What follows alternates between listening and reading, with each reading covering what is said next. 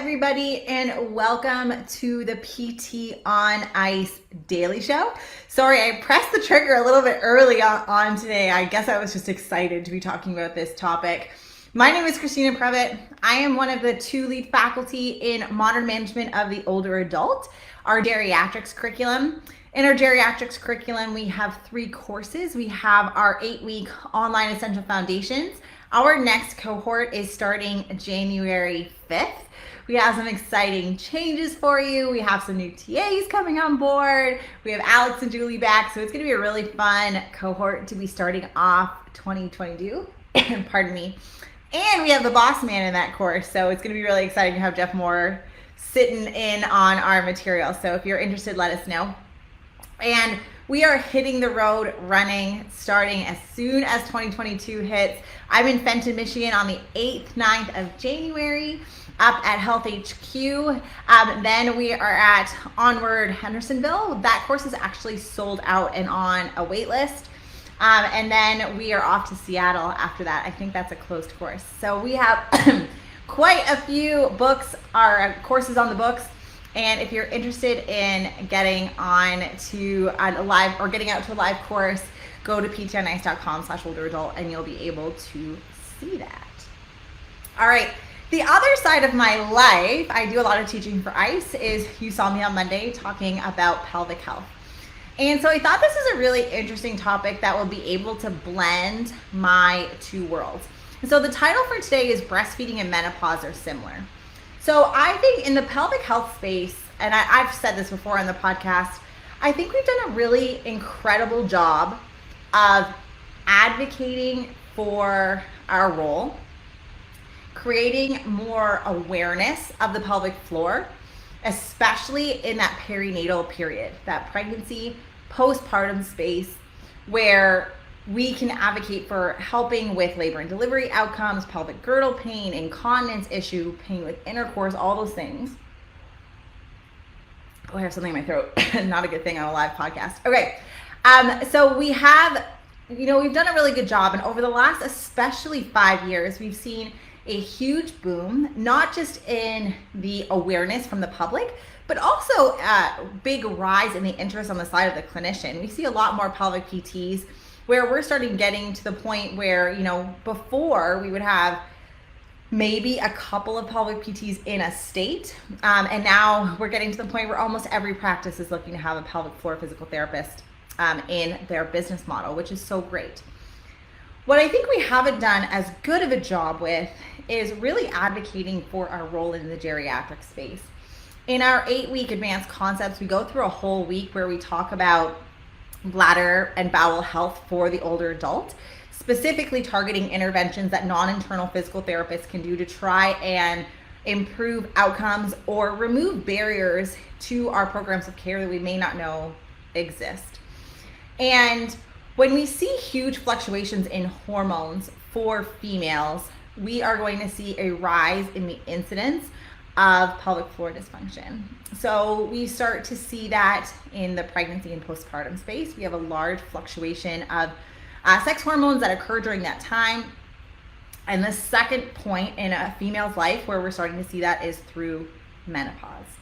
So in the postpartum space, and specifically when a woman is breast or chest feeding, we see that she becomes into an estrogen deficient state.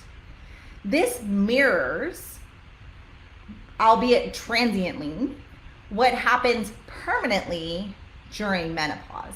So when we are going through menopause, we see a stark decline in the production of estrogens from our reproductive system that marks the end of our reproductive life. So losing the capacity to ovulate, which prevents us from becoming pregnant as we transition through menopause. Oftentimes when you're exclusively breastfeeding and you haven't returned to menstruation, again, because of this estrogen deficiency, your chance of becoming pregnant while breastfeeding is also reduced. Do not put me on the books saying that you can't get pregnant while breastfeeding, because I will get some angry messages if it happens. That's not what I'm saying, but I'm saying that you do have a decreased likelihood of getting pregnant while exclusively breastfeeding when you haven't returned to menstruation. And some of that may be due to the fact that there is a drop in estrogen. When that happens, we start having some of the symptoms of menopause. So pelvic floor dysfunction start to go up. Estrogen impacts our ligamentous stability and strength around the pelvic floor. We start to see a lack of or a loss of vaginal lubrication, which can lead to things like pain with intercourse. It can also lead to chafing that can make certain activities painful. We see a transient dip in breastfeeding to bone mineral density that mirrors what we see as an accelerated loss of bone mass that happens in females as they transition through menopause. So again, we're seeing these parallels, and yet I think we do a much better job of talking about pelvic interventions in that breastfeeding cohort than we do in our menopause cohort. And I think, we have a lot of skills. If you're pelvic trained, then you have all of the skills that you are going to be needing to be working with this postmenopausal population. But if you're a non-internal therapist, there's also some low-hanging fruit that you can use in order to help your clients. So for my geriatric clinician who is working with a female who's postmenopausal, especially if she's transitioning through menopause, because some of these symptoms are very new, here are some of the things that we need to be considering with this estrogen deficiency. Number one is that lack of vaginal lubrication can actually make some of our interventions quite uncomfortable.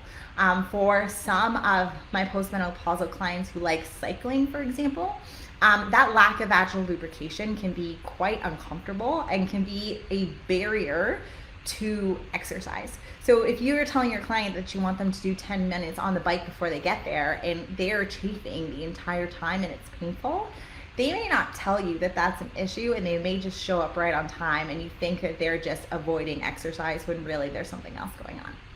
So using products like a moisturizer, one, asking about it, but also advocating for the use of a moisturizer, not a lubricant. So this is not a sexual lubricant. This is a long-term use moisturizer can help with some of those symptoms and remove some of the discomfort with exercise for individuals who are postmenopausal. So that's number one.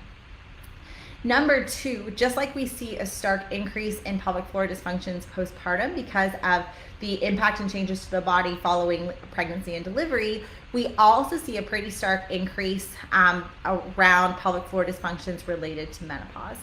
And a reason for that is that estrogen can help with maintaining strength and integrity around the pelvic floor, and the pelvic floor starts to 1 rep max live.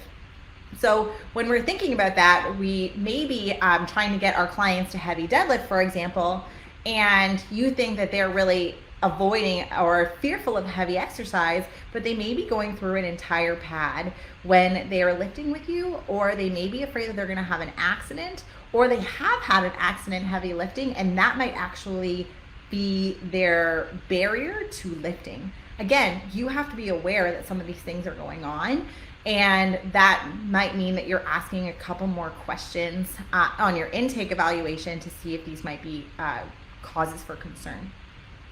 So the second thing is, if we do have that client whose pelvic floor is 1 rep max living because of this transition and this loss of estrogen in their hormonal environment, we can start cueing breath. We can start working on pelvic floor strengthening or pelvic floor coordination, teaching the knack where you're priming and doing a Kegel right before you're about to cough. So when that pelvic floor is what you're going to do, and that knack can help with coordination if it's not really a strength issue, and can really help a lot with pelvic floor dysfunction in a postmenopausal population. And some of that bowel and bladder health education that you do not need to be an internal physical therapist to do can really help with the postmenopausal population. So that's number two, is the pelvic floor 1 rep max living. So one, is there a chafing or lack of vaginal lubrication that is creating a barrier to some of your exercise programs? Is it also making sexual activity for your postmenopausal client painful? And have they been told that maybe that's just what's going to happen for them? The second thing is, if their pelvic floor is now 1 rep max living, or they're starting to have symptoms of prolapse, teaching breath manipulation and some pelvic floor education can be really, really helpful.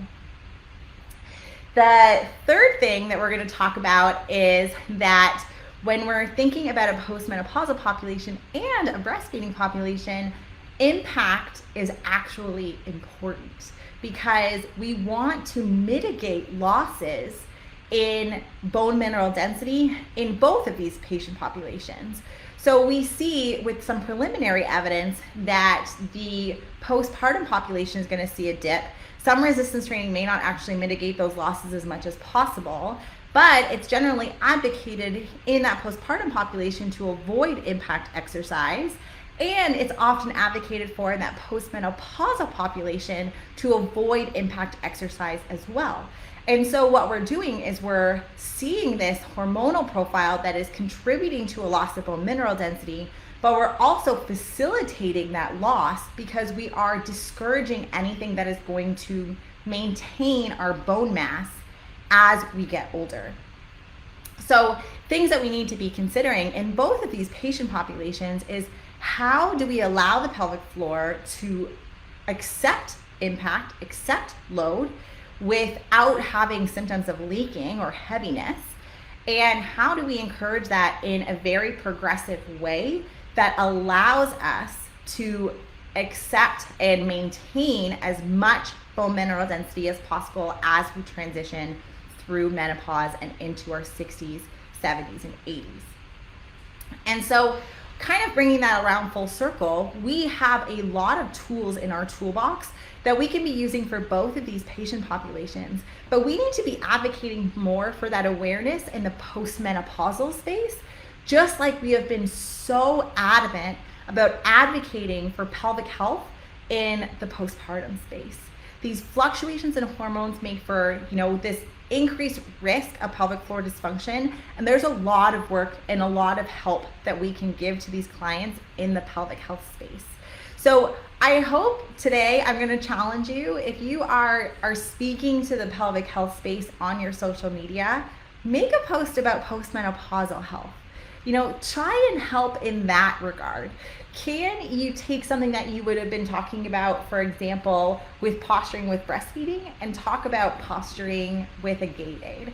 Can you talk about, that lack of vaginal lubrication and talk about moisturizers for a menopausal population? The more awareness we can get out in this space, and our postmenopausal population is on social media, can we advocate just as much for our geriatric clients as we are for our mamas? I think that having both this and not or, and I love being involved in both of these very different but very much the same patient populations, has been very eye-opening for me, seeing where there is this crossover, where this education that we get in terms of pelvic health for the postpartum person can translate into that education and change if I take a PRN job in a home health arena and I walk into a person's house and I can smell the urine, so I know that there is some incontinence issues going on. So that's my challenge. I hope you take this week between Christmas and New Year and post something with menopause. I think that's going to be my challenge for you. And tag me at Christina_Prevett, because I want to see them, and I think that there's just so much work that we can do in this space. All right. Last thing, if you are not signed up yet for our MMOA Digest, I am writing it this week, I believe. I can't believe 2 weeks has passed. So get on it. It's a bi-weekly email where we collate a lot of information that's been going on in the geriatric space. It's a geriatric specific research email, and that comes into your inbox every 2 weeks. So sign up on ptnice.com under free resources. I will not be on this podcast again before the new year, so have a wonderful end to 2021. Lots of reflection, and I look forward to hitting the ground running in 2022. All right, have a great day, everyone. Hey, thanks for tuning in to the PT on Ice Daily Show. If you enjoyed this content, head on over to iTunes and leave us a review, and be sure to check us out on Facebook and Instagram at the Institute of Clinical Excellence. If you're interested in getting plugged into more ICE content on a weekly basis while earning CEUs from home, check out our virtual ICE online mentorship program at ptonice.com. While you're there, sign up for our Hump Day Hustling newsletter for a free email every Wednesday morning with our top 5 research articles and social media posts that we think are worth reading. Head over to ptonice.com and scroll to the bottom of the page to sign up.